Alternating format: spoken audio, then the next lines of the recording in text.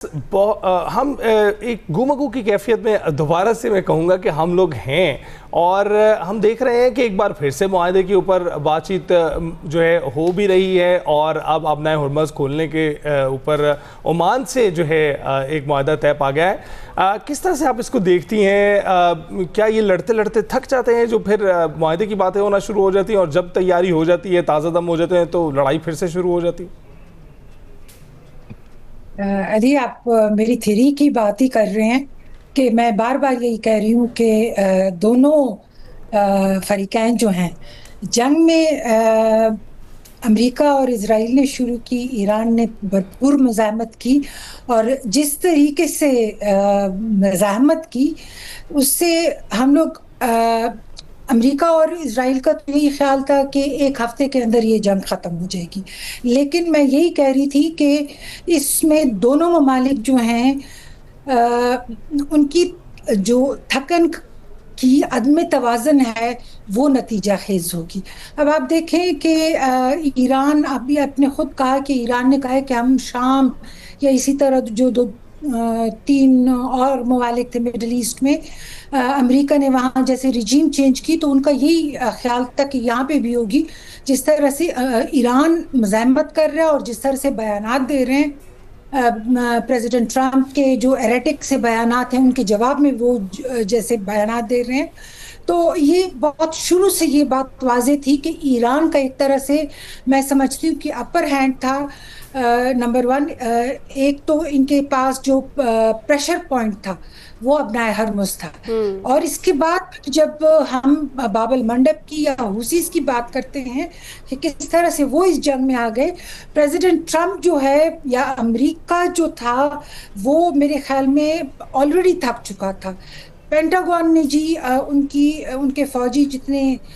ہلاک ہوئے ہیں یا زخمی ہوئے ہیں اس کی بات کی، وہاں سے انہوں نے کنفرم کیا. یہ اسی طرح باقی دوسرے ذرائع کہہ رہے ہیں.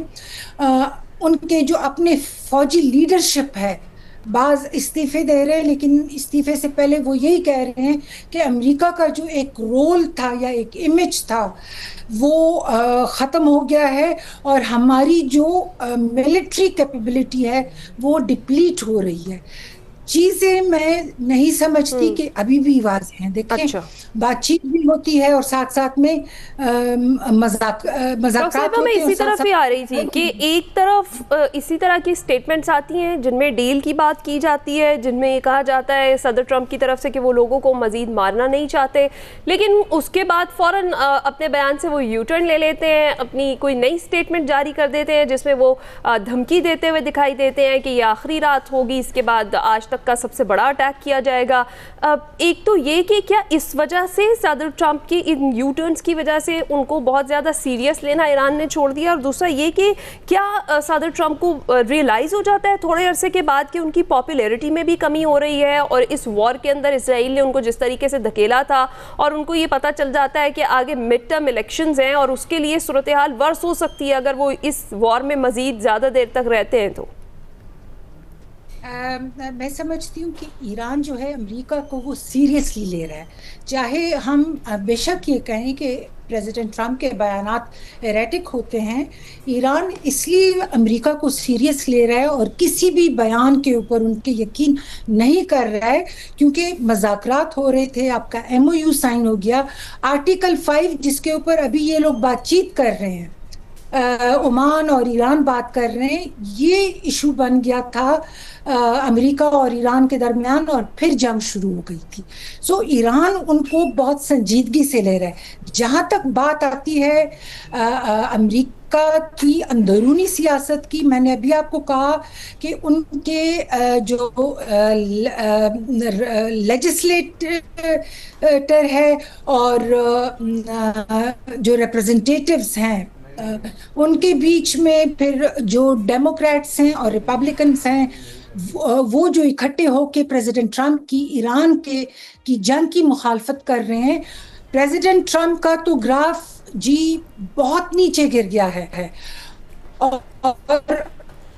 مجھے نہیں لگتا ہے کہ پریزیڈنٹ ٹرمپ اگر کے طور پہ جے ڈی وینس کو کہتے ہیں کہ وہ پریزیڈنشل کینڈیڈیٹ ہوں گے، لیکن چونکہ وہ پریزیڈنٹ ٹرمپ کی کیبنٹ کا حصہ ہیں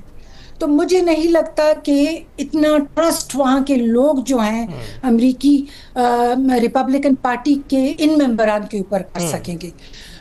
وہاں پہ پھر آپ یہ دیکھیے کہ امریکہ جو ہے جنگ کا بوجھ جو ہے اس کے اوپر بڑھ رہا ہے، انفلیشن وہاں پہ ہے. یورپ جو ہے، یورپ کو آپ دیکھ لیں ڈیوائیڈڈ ہے، وہ ان کو پہلے تو اندھیرے میں رکھا گیا، حالانکہ امریکہ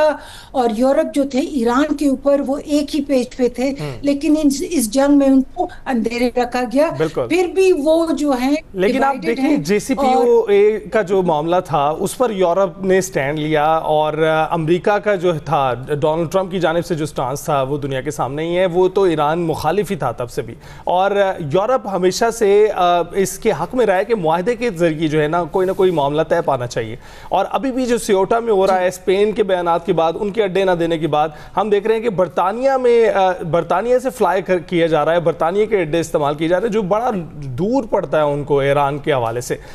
تو آپ دیکھ رہے ہیں کہ یورپ میں بھی بہت زیادہ جو ہے ریزسٹنس اب پائی جاتی ہے امریکی پالیسیز کو لے کر. دیکھیں جی، جو برطانیہ کے نئے وزیر اعظم آئے ہیں انہوں نے وہی پالیسی پرسو کی ہے جو اسٹامر نے کی تھی،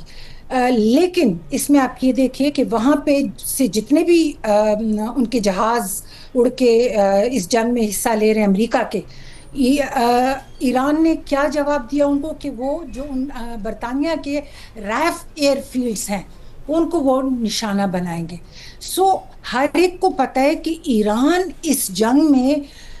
بہت سیریسلی تھریٹس دے رہا ہے اور ان پہ عمل بھی کر رہا ہے. یہی وجہ بنتی ہے کہ یورپ کی میں بات کرتی ہوں کہ وہ ڈیوائیڈڈ بھی ہیں،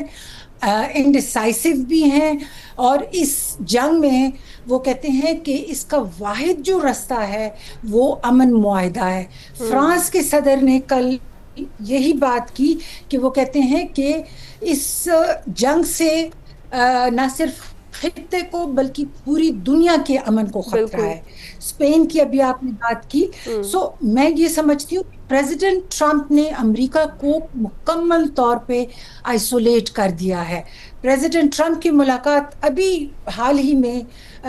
بنجامن نیتن یاہو امریکہ گئے ہیں،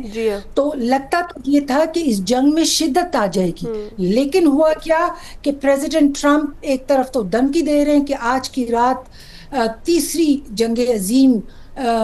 یا دوسری جنگ عظیم سے زیادہ سخت جنگ کی طرف بڑھے گی،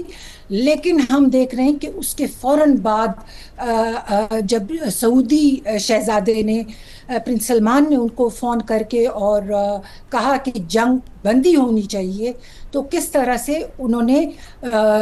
پورا تصویر کی رخ بدل دی. سو میرے خیال میں پریزیڈنٹ ٹرمپ یہ بھی چاہتے ہیں کہ کوئی انٹرفیئر کرے، انٹرمیڈیٹری ہو کہ اس جنگ کو ختم کرنے کے لیے انہیں کہے تاکہ ان کو راستہ مل سکے اس جنگ سے نکلنے کا. بہت شکریہ ڈاکٹر منہاس مجید صاحبہ ہمارے ساتھ موجود تھیں. یو ایس ایران وار پر ہم ڈسکشن کر رہے تھے. ابھی بریک پر جائیں گے.